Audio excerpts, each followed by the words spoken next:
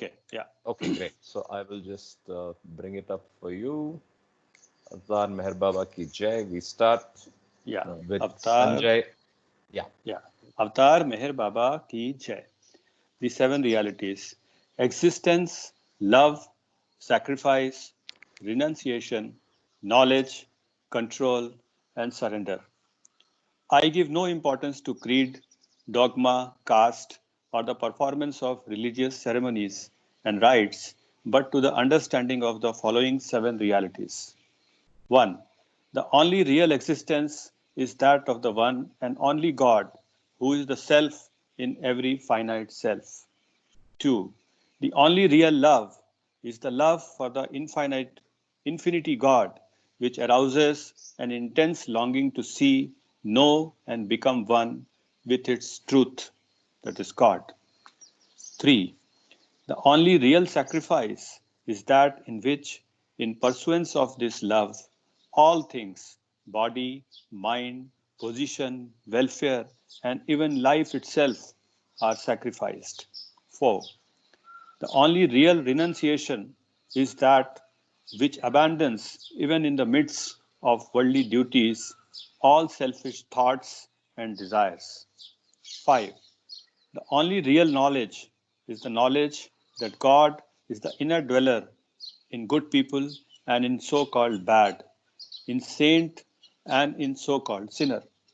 This knowledge requires you to help all equally as circumstances demand, without expectation of reward. When compelled to take part in a dispute, to act without the slightest trace of enmity or hatred, or to try to make others happy with brotherly or sisterly feeling for each one, and to harm no one in thought, word, or deed, not even those who harm you. 6. The only real control is the discipline of the senses to abstain from indulgence in low desires, which alone ensures absolute purity of character. 7.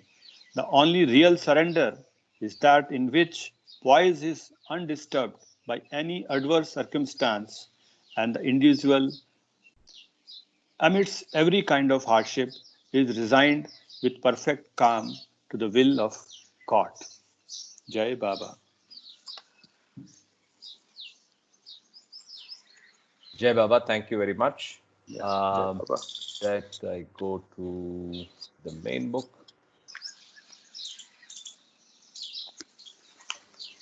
We were at page 279. Yeah. Yes, yes.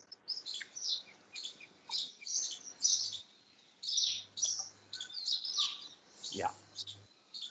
Yeah. Just a couple of housekeeping tasks before we continue. Tomorrow and Sunday, we can have an extended session. I was just thinking of maybe you have to go on mute, Sanjay ji. Okay, So, sorry. yeah. So the two things. One is maybe we can thematically pick one or two topics that one of us can research and come and talk to the group at the end of the 1 hour. So we make this formal. We keep it loose, right? That we spend half an hour extra on Saturday and Sunday. I just thought that if everybody's okay, we can formally make it 30 extra minutes. And in those 30 extra minutes, we stop reading after the hour and spend those 30 minutes on anything. And the group can, pick random topics, or one of us can volunteer to research and come back and share something with the group. It could be a story, it could be an experience, it could be a video. You just play it, we see it. It could be a few minutes, but then we formally make that half an hour extension for the weekends. That's my proposal. Second, starting next week, we are going to rotate reading of the main discourses. So what I was trying out in the last 4 days is to see how this reading by rotation works. Obviously, it's not figured out. So we'll continue to master this in the next week. The idea is that would help us move to a post-lockdown schedule, in the sense that we would be able to manage, absence of one or two people of us and still continue by catching up by videos. So if we can rotate the reading, it unlocks and let us handle lockdown better, right? So that's the experiment starting Monday. So those are the two announcements that I had. Yeah. So with that, I'll continue. I'm on the physical page 279, and we start with the section which is titled Man God Works Through Universal Mind. Avatar Meher Baba Ki Jai. When, one second, I have to increase the size. When the Sadguru descends into the world of forms from the impersonal aspect of God, he assumes universal mind, and he knows, feels, and works through this universal mind. No longer for him is the limited life of finite mind. No longer for him are the pains and pleasures of duality. No longer for him are the emptiness and the vanity of separative ego. He is consciously one with all life. Through his universal mind, he not only experiences the happiness of all minds, but also their suffering. Since most minds have a great preponderance of suffering over happiness due to ignorance, the suffering that thus comes to the man God becomes of the condition of others is infinitely greater than the happiness.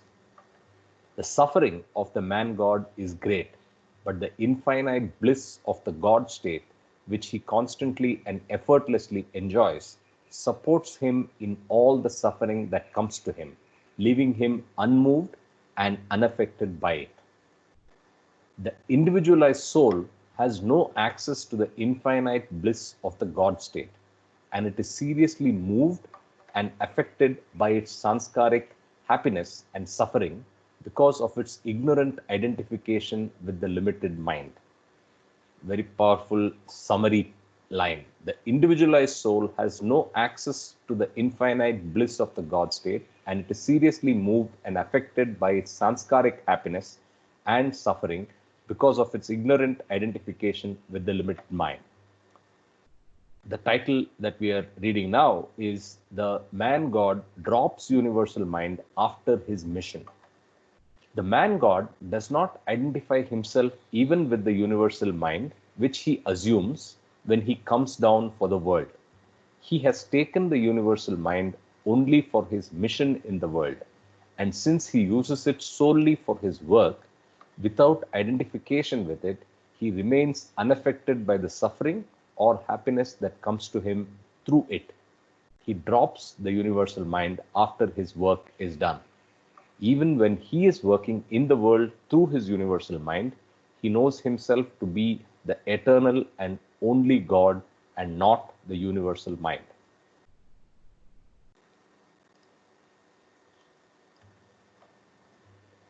Suffering of man God and the God man. The union that the man God has with God is perfect. Even when he comes down into duality for his universal work, he remains inseparable from God even for an instant. In his normal state as man, he has to be on the level of all and eat, drink, and suffer like others. Yet, as he retains his godhood, even while he does all these things, he constantly experiences peace, bliss, and power.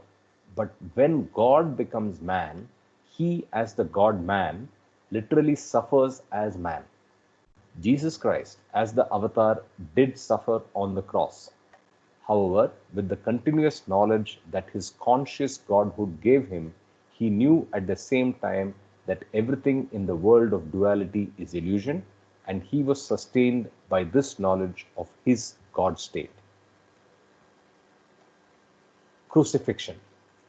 The God man experiences all souls as his own. He experiences himself in everything, and his universal mind includes all minds. One second.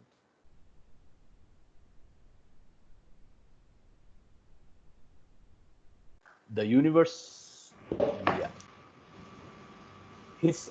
The God man experiences all souls as his own.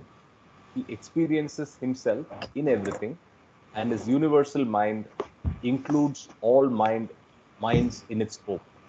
Requesting everybody to go on mute. I think the God man knows himself to be one with all other souls in bondage. Although he knows himself to be identical with God and is thus eternally free, he also knows himself to be one with the other souls in bondage and is thus bound. Though he is conscious of the eternal bliss of his God state, he also experiences infinite suffering owing to the bondage of others whom he knows to be his own forms. This is the meaning of Christ's crucifixion. The God man is, as it were, continuously being crucified and is continuously taking birth. In the God man, the purpose of creation has been completely realized. He has nothing to attain for himself by remaining in the world, yet he retains his body and continues to use it for emancipating other souls from bondage and helping them attain God consciousness. Even while working in the world of duality, the God man is in no way limited by duality. In his God state, the duality of I and you is swallowed up in the all embracing divine love. So, this is about non duality in the midst of duality.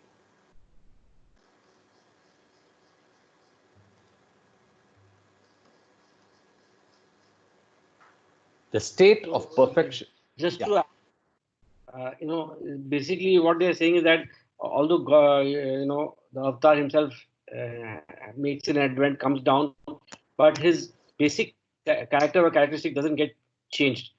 That's what I think it conveys or means.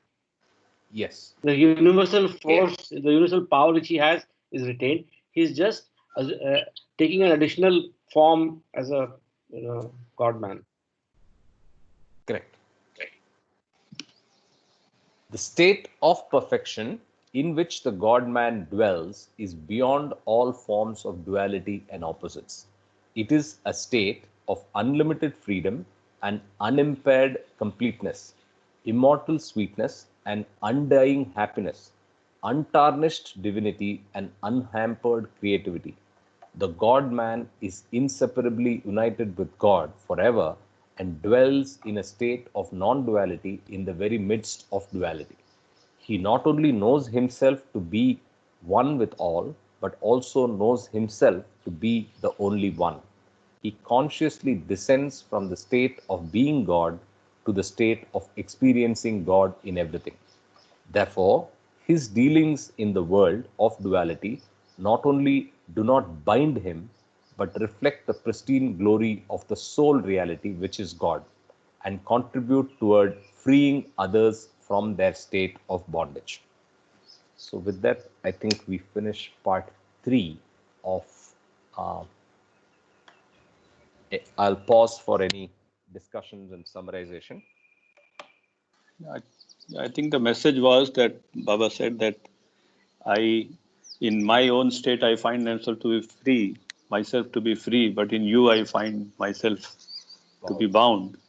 And I have come to help you to unbound yourself and realize your true self. So I think the second paragraph was About that, yeah. yeah. One more observation is that the last two paragraphs basically talked about the avatar or God man, and before that was about the man God. Yeah. That is the differentiation. Because if you see in the page number 280, under suffering of man God and the God man, above crucifixion, yeah, it says, as you see, but when God becomes man, he as the God man literally suffers as man. So again, we should go back to what we read in God Speaks. The God man or avatar becomes everything in the universe, whereas the man God only acts. So that is the difference. Yeah. Good observation. Yeah. Yes, yes. Yeah, in fact, you have been saying this all along. That's a Correct. good thing to register. So the perfect master acts, and the God man becomes. So avatar becomes. Right? Yeah. Correct. Okay. So we now go to the chapter called Perfection, linked to Hey, what we are Man reading. God 3 is there. No, part 3. Oh, I thought this was part 3. I'm sorry. Mm.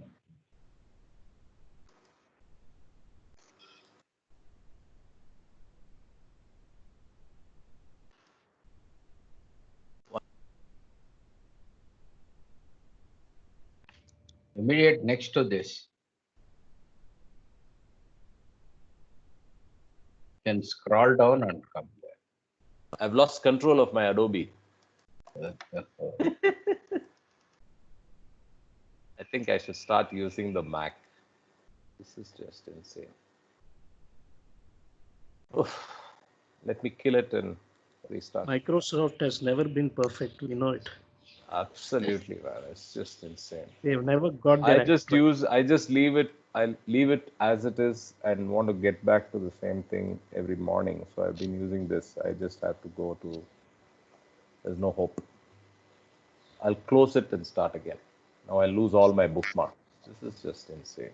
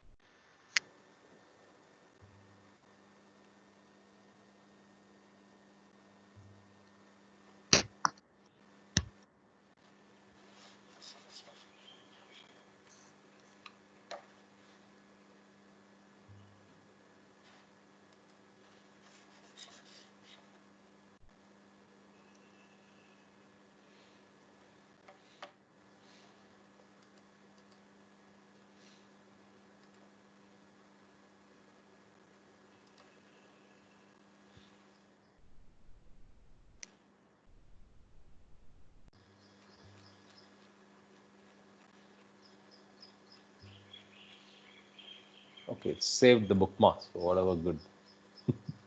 Part 3, the work of the man God. Apologies for that.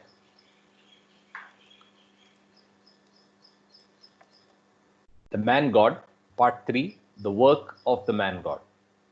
God realization is the endless end of creation and the timeless consummation and fructification of intelligent and non binding karma. I'll read that again. It's a powerful line. God realization is the endless end of creation and the timeless consummation and fructification of intelligent and non binding karma. It's a beautiful line. So he's coming at it from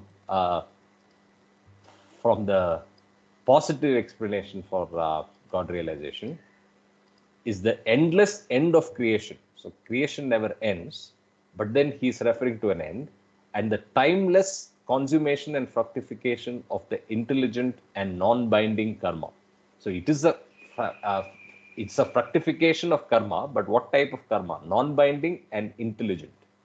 Very interesting. So the title is Free and Non-Binding Give and Take.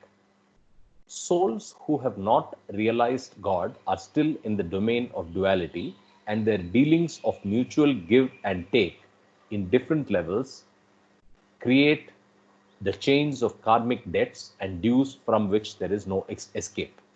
The man God, however, dwells in the consciousness of unity, and all that he does not only does not bind him, but contributes towards the emancipation of others who are still in ignorance. For the man God, there is no one who is excluded from his own being. He sees himself in everyone, and since all that he does springs from the consciousness of non duality, he can freely give and freely take without creating bindings for himself or others. Contact with man God beneficial to all. If a person accepts without reserve from the bounty the man God showers, he creates. I think there's a missing what. If a person accepts without reserve from the bounty the man God showers, he creates a link that will stand by him until he attains freedom and God realization. If a person serves the man God, offering his life and all possessions in his service, he creates a link that will augment his spiritual progress by inviting upon himself the grace and help of the man God. In fact, even opposition to the work of the man God often turns out to be a beginning of development that imperceptibly leads a person Godward, because while opposing the work of the man God, the soul is establishing a link and a contact with him. Thus, everyone who voluntarily or involuntarily comes into the orbit of his activities becomes in some way the recipient of a spiritual push.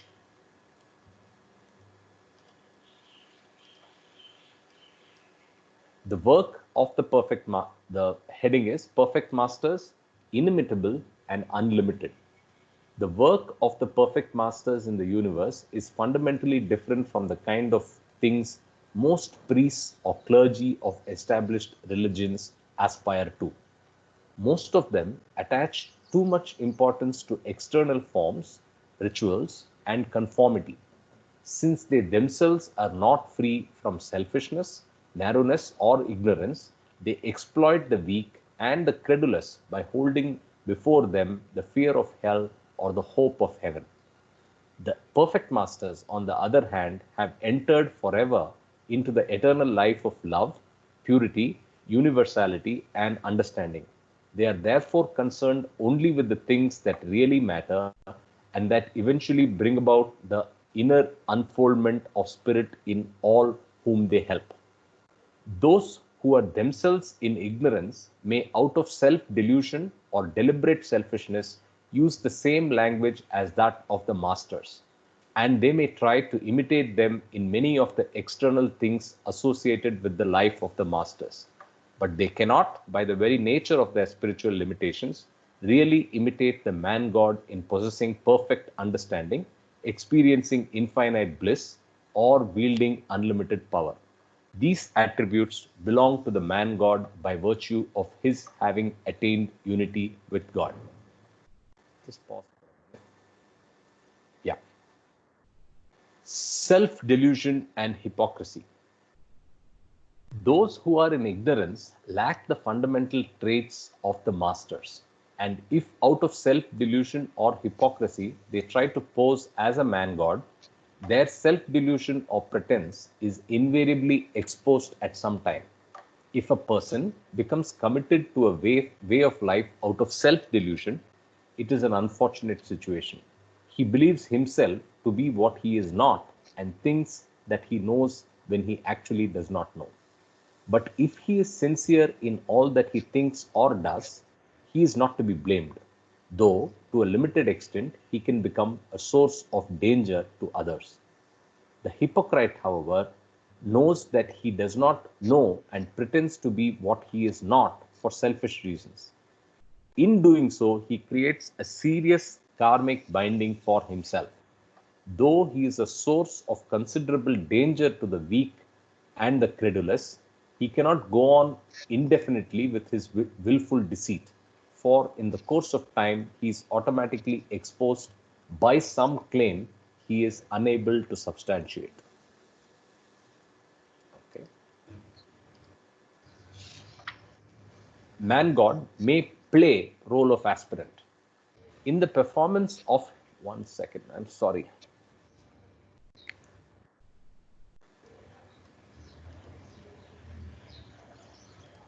In the performance of his universal work, the man God has infinite adaptability. He is not attached to any one method of helping others.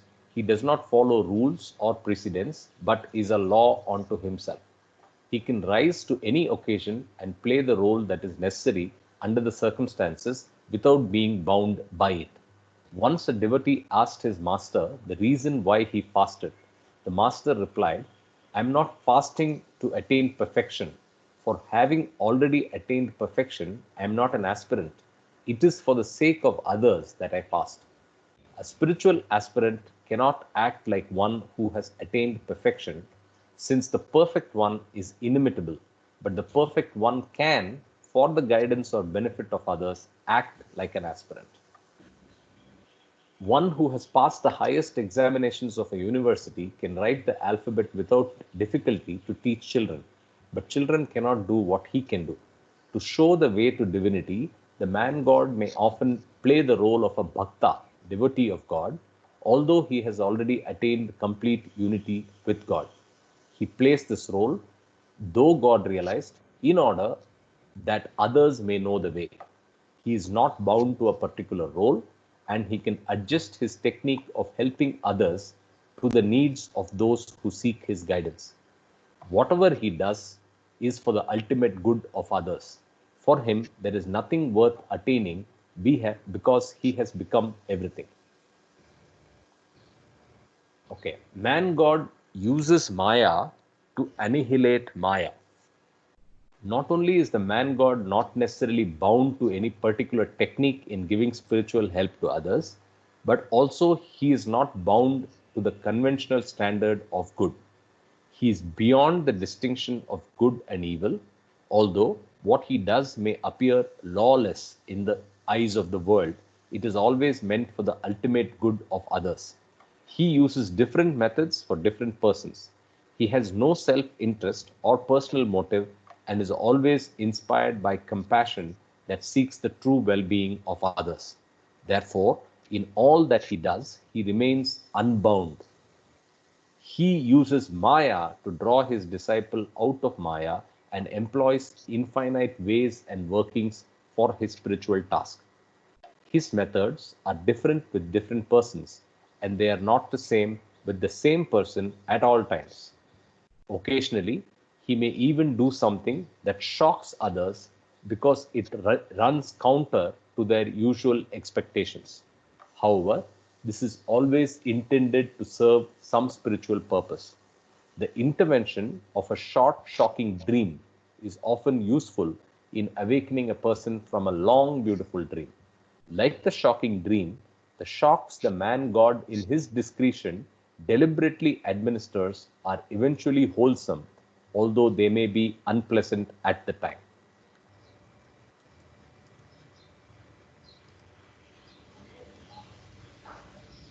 Saving a drowning person.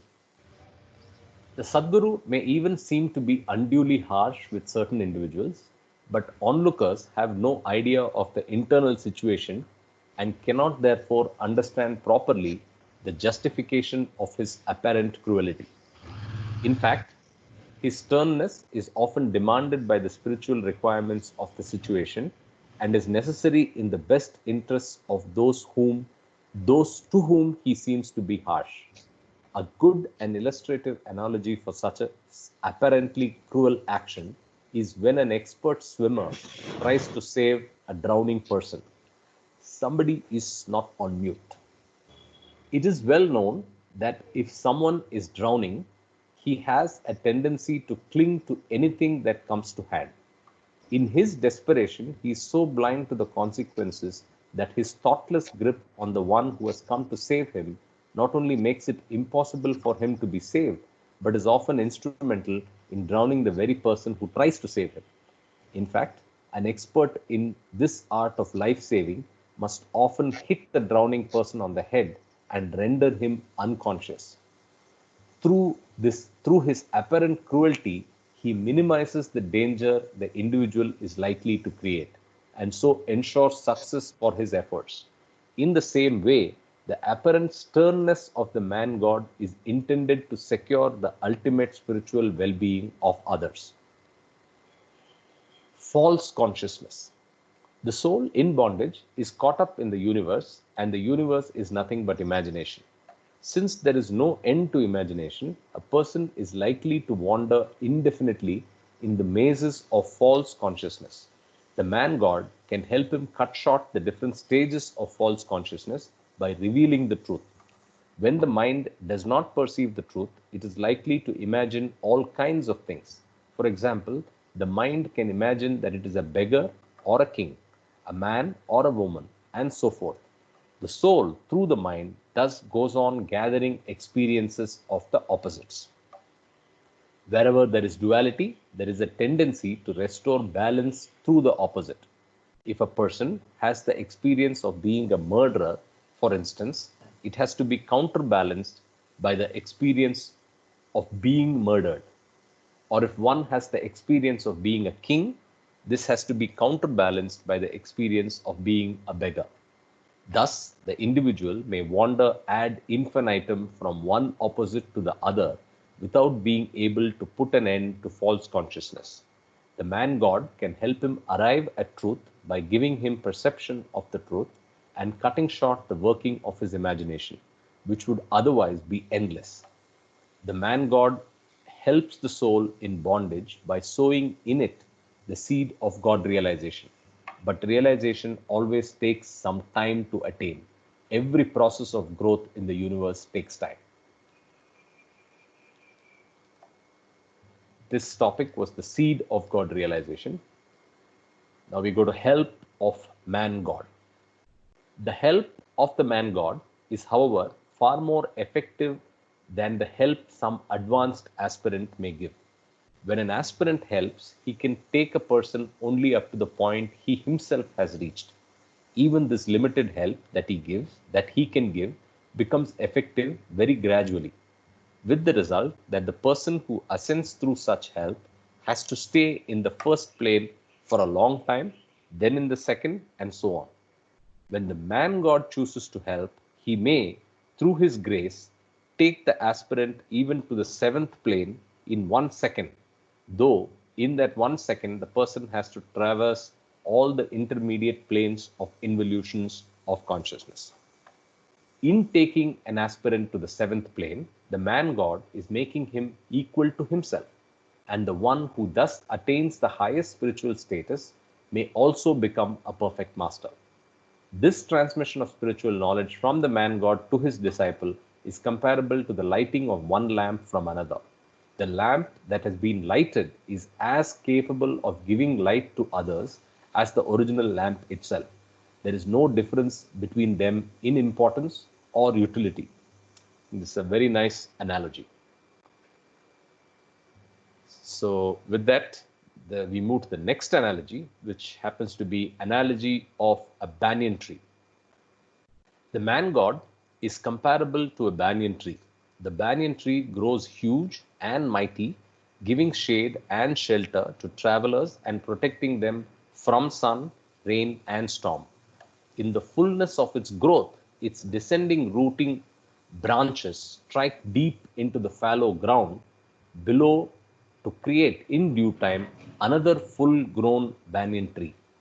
It too becomes equally huge and mighty, giving shade and shelter to travelers and protecting them from sun, rain, and storm, and has the same potential power to create similar full-grown banyan trees.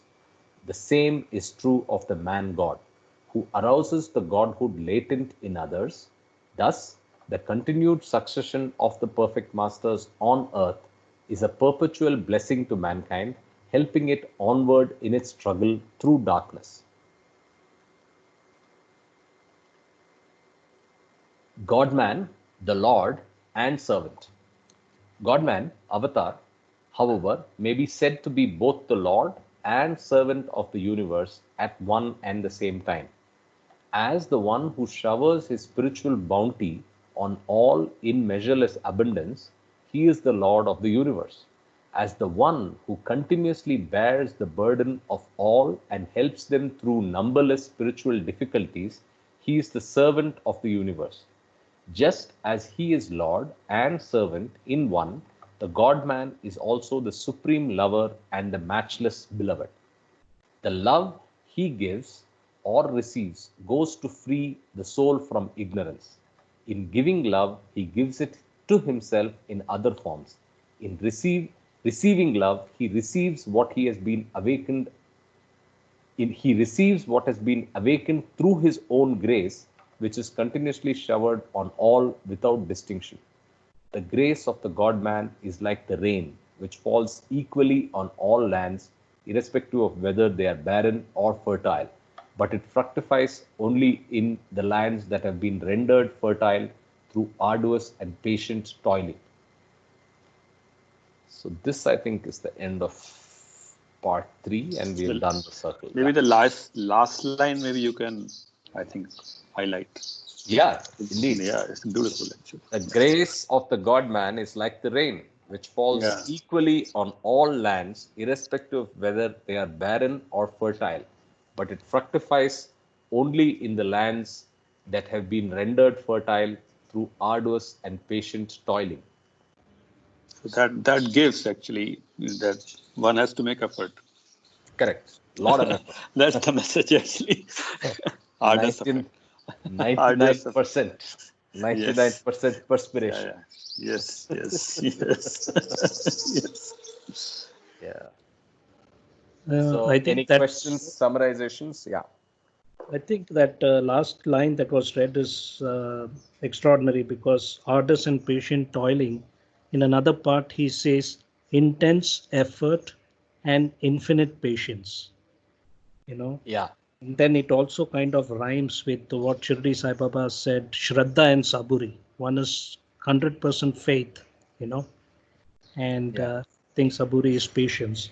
And another thing I wanted to point out is in this chapter, there were interesting analogies. One was the banyan tree, one about the drowning person, Yeah. and one about the student, you know, in the university and schools. Yeah. Yeah. And one important thing that we read was in the second page was about self delusion and hypocrisy. I personally came across one person, you know, his name was Acharya Gaur. You know, there are a lot of people who kind of try to act like mediums for Baba, you know, and many people got hurt by this guy, you know, and he was officially outed off, but he still hangs around.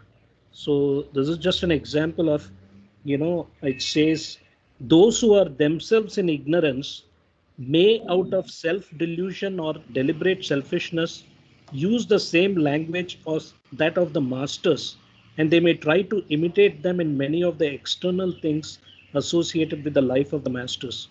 So those two Correct. paragraphs in page 283 on self delusion and hypocrisy, you know, you'll come across those kind of people, you know, in general life. Deval. Absolutely. And I think we have to watch out.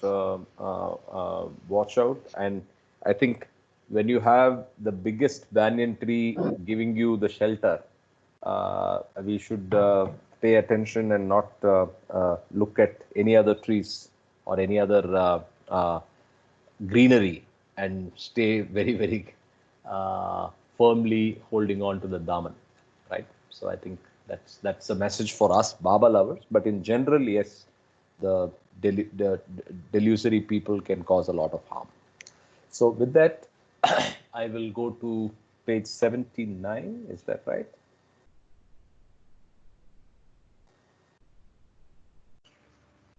78, perfection.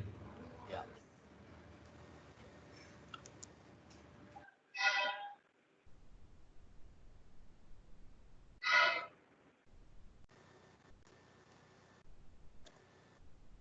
Yeah. Okay. So I'm starting with perfection, the chapter on perfection in page 78. Perfection. In order to have a comprehensive idea of what is implied in perfection, it is necessary to classify it into two categories. There is spiritual perfection, which consists in the. I think someone has to go on mute. I'll just tell you the reason why this mute is important, right? What happens is when you are not speaking into the mic or into the computer, it amplifies the ambient sounds. So, like we noticed, classic example was today, right? When Sanjay ji spoke, we heard him very clearly, and we didn't hear the birds. But when I was speaking, the birds were loud because the computer amplifies it, and all the Skype and all the technology amplifies the captured noise from the mic to make it a better call. But then that works counterintuitive when only one person is speaking on a call. So that's why I keep insisting on others muting when one is talking, because it improves the audio quality for everybody. Sorry for that interruption. In order to have, okay, the subtitle is two types of perfection. In order to have a comprehensive idea of what is implied in perfection, it is necessary to classify it into two categories. There is spiritual perfection, which consists in the inner realization of a transcendent state of consciousness beyond duality. There is also perfection as expressed and seen in the domain of duality. All related existence, which is a part of the manifold world of manifestation, admits of degrees. And when one is concerned with perfection as seen in this manifested world, one finds that, like other things subject to duality, it also admits of degrees. Bad and good, weakness and strength, vice and virtue are all opposites within duality. In fact, all these aspects are expressions of the one reality in different degrees. Thus, only relative perfection exists in duality. Thus, evil is not utterly evil, but goodness in its lowest degree. Weakness is not mere incapacity, but strength in its lowest degree. And vice is not pure vice, but virtue at its lowest. In other words, evil is the minimum of good, weakness is the minimum of strength, and vice is the minimum of virtue. All the aspects of duality have a minimum and a maximum, and all intervening degrees. Perfection is no exception to this. The whole range of humanity is included within the two extremes of perfection and imperfection. And both perfection and imperfection are essentially matters of comparison, contrast, and relative existence. Perfection in the domain of duality is only relative perfection. It is only when one compares it with imperfection that it appears to one as perfection. So that's the distinction he's making about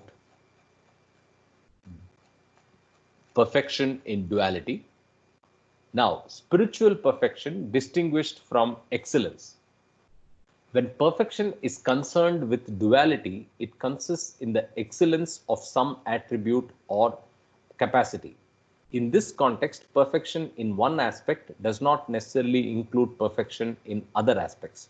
For example, someone who is perfect in science may not be perfect in singing, or someone who is perfect in singing may not be perfect in science.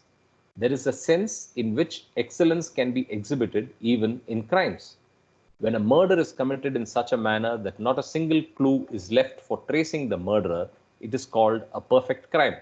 Even in crimes or sins, then, there is a sort of perfection. But this type of perfection, which consists in the excellence of a quality or capacity, should be carefully distinguished from spiritual perfection, which is not in the domain of duality. The different types of excellence that are characteristic of duality are all within the scope of the intellect. For such excellence can be easily envisaged by the extension, in imagination, of something good that is found in the limited experience of everyday life. The perfection that belongs to the spiritually realized souls is not in the domain of duality, and as such is entirely beyond the scope of the intellect. It has no parallel in the domain of duality. When a person becomes spiritually perfect, he knows that nothing exists but God, and what seems to exist in the domain of duality and is capable of being grasped by the intellect is only illusion. For the spiritually perfect, God is the only reality. Science, art, music, weakness, strength, good, and evil are all nothing to him but dreams. His perfection consists in the knowledge of one indivisible existence. All forms of excellence in spiritual perfection.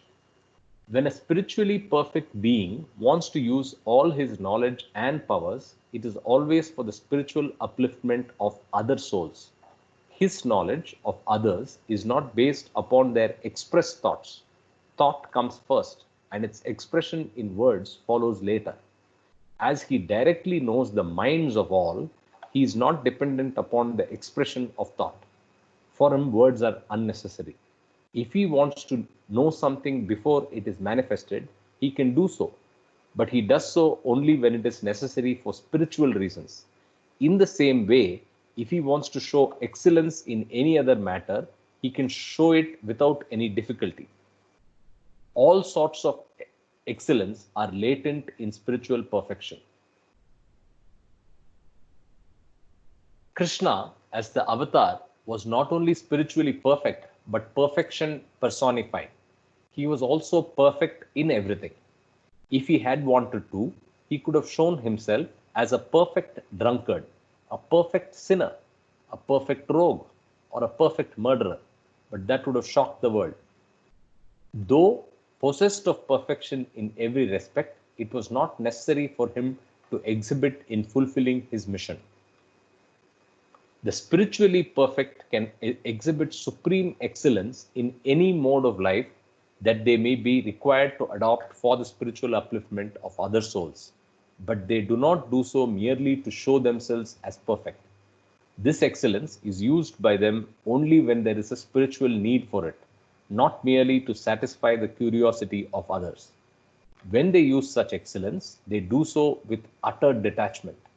Just as a person who wears gloves may touch the dirt of the world without getting soiled, a spiritually perfect being can be engaged in universal activity without being bound by it. Perfection must be all-sided. Spiritual perfection is the full development of all aspects of personality. So, perfection must be all-sided. Perfection in one aspect is not perfection. It is only a lopsided growth of a faculty or capacity, resulting in inflexibility or the incapacity to adjust oneself to the ever-changing and multitudinous vicissitudes of life. Such a person cannot maintain a moving equilibrium of mind while keeping pace with the swift changes of life. If he is in an environment that by its nature gives scope for the faculty he has developed, he is temporarily happy and enjoys a sense of being in harmony with the world. But if he finds himself in a hostile environment where his faculty is unsuitable, he has a sense of failure and his poise is disturbed. Therefore, perfection implies perfection in every respect. Perfection includes opposites. If you try to grasp the nature of perfection by means of a set standard, implying an opposite, you are bound to limit and thus fail to understand its real significance. Perfection includes the opposites and transcends them. Therefore, a perfect one is not bound by any rule or limited ideal. He is beyond good and bad, but his law for those who are good provides good rewards, and for those who are bad, it responds in their own coin.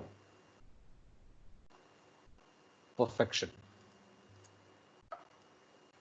Krishna proved to Arjuna, who was his devotee, that his apparent bringing about of the physical and mental annihilation of the vicious Kauravas was for their spiritual salvation.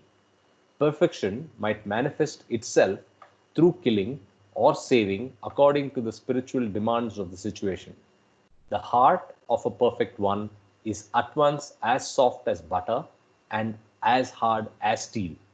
Perfection is not limited in its expression to any one of the opposites and does not exclude the possibility of finding expression through the opposite. It can express itself through either of the opposites according to the logic implied in the situation. That is why perfection transcends the opposites and is capable of giving a rational response to all possible situations in life. It ensures perfect adaptability without surrendering the standpoint of truth and secures an unshakable peace and sense of harmony in the midst of diverse situations, which must be baffling to those who have not achieved all-sided development.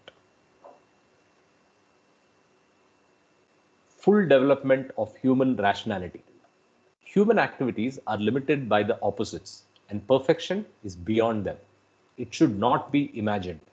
However, that perfection has no human element about it. When human beings are unhappy, they laugh to make themselves and others happy. But even a perfect one who is eternally happy is not without a sense of humor. In other words, Perfection does not consist in being inhuman, but superhuman. It is the full development of that rationality which is implicit in humanity. Perfection is man becoming God or God becoming man. Perfection does not belong to God as God, nor does it belong to man as man. Perfection is attained when man becomes God or when God becomes man. The finite being who is conscious of his being finite is obviously short of perfection. But when he is conscious of being one with the infinite, he is perfect. That is what happens when man gives up the illusion of being finite and attains godhood by realizing his divinity.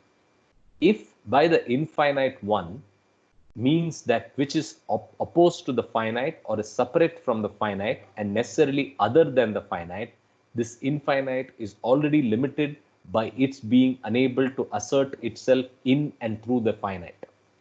In other words, perfection cannot belong to such an infinite. The infinite, therefore, has to discover its unlimited life in and through the finite without getting limited by this process.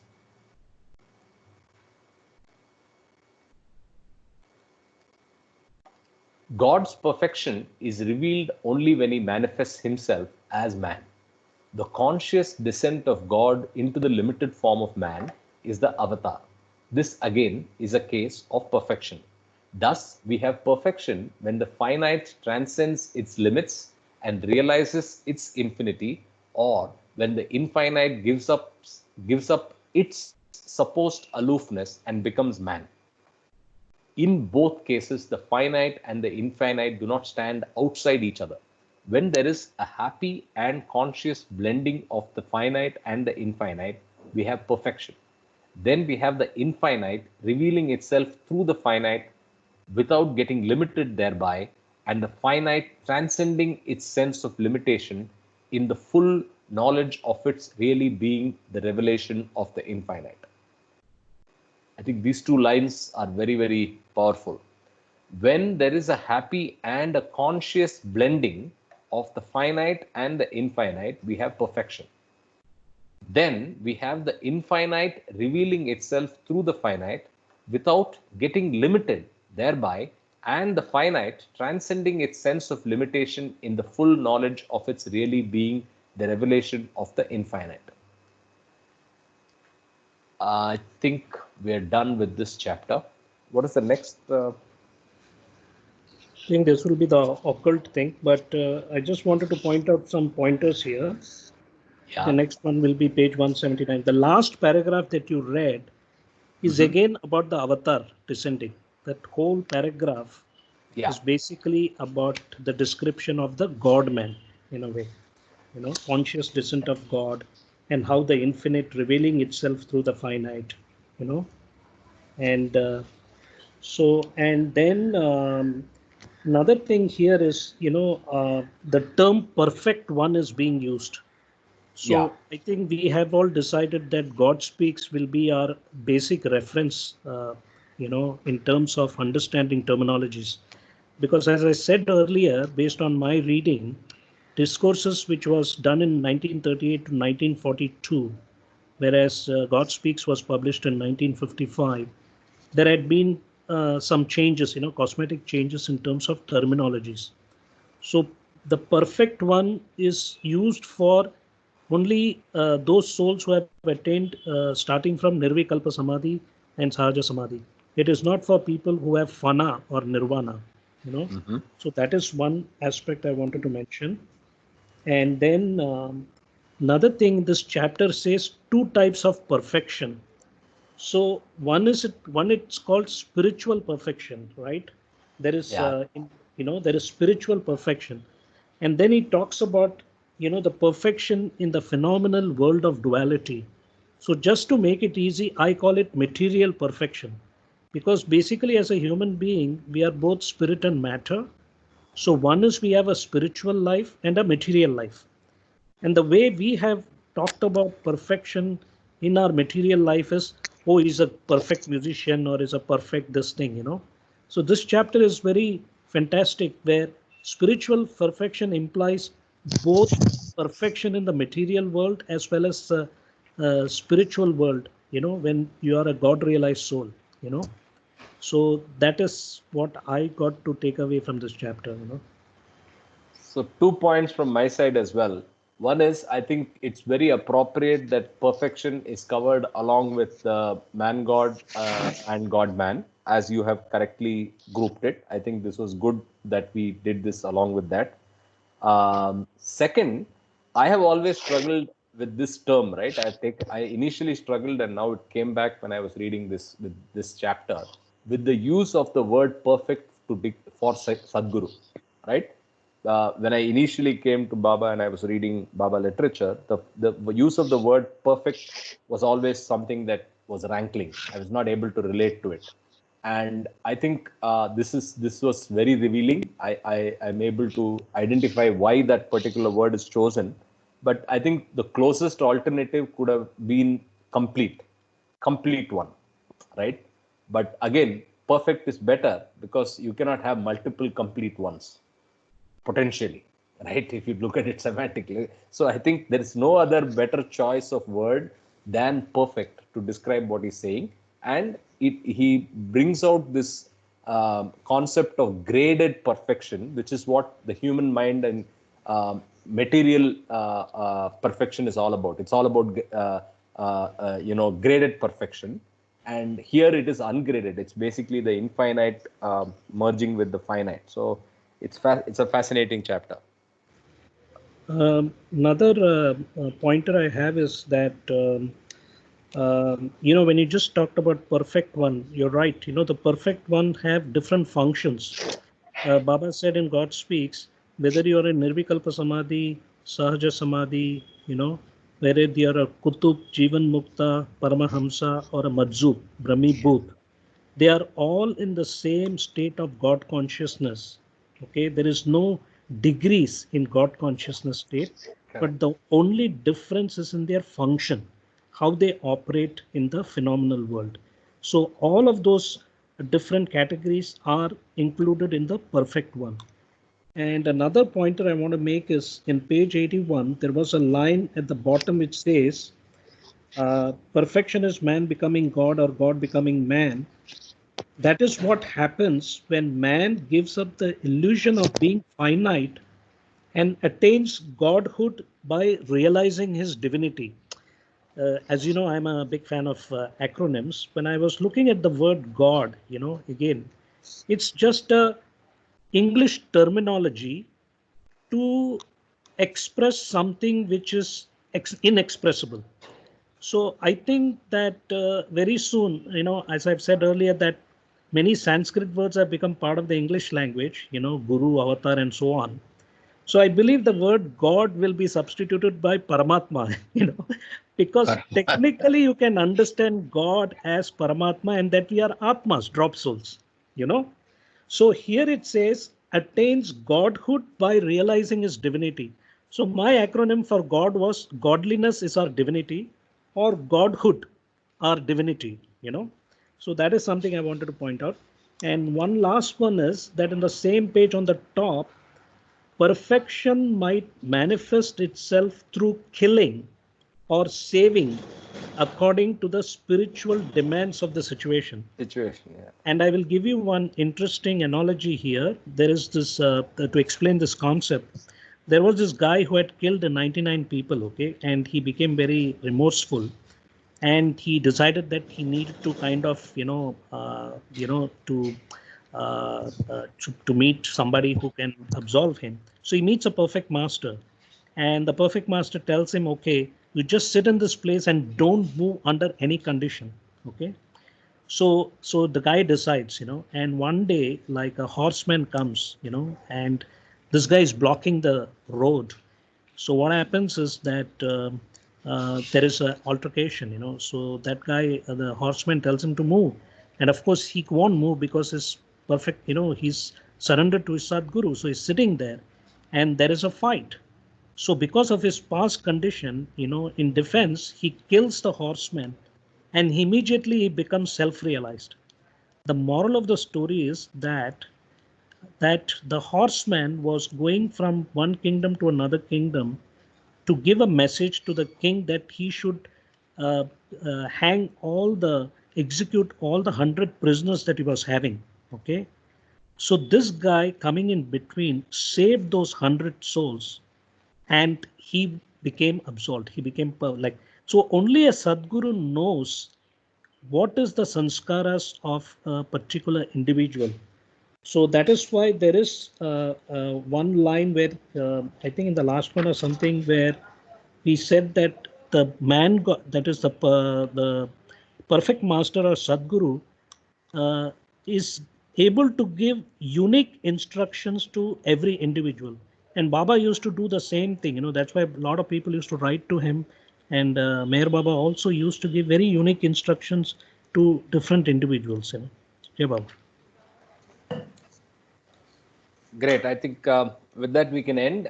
Can I just take a quick vote on this half-an-hour extension for Saturday, Sunday? Is everybody okay with that?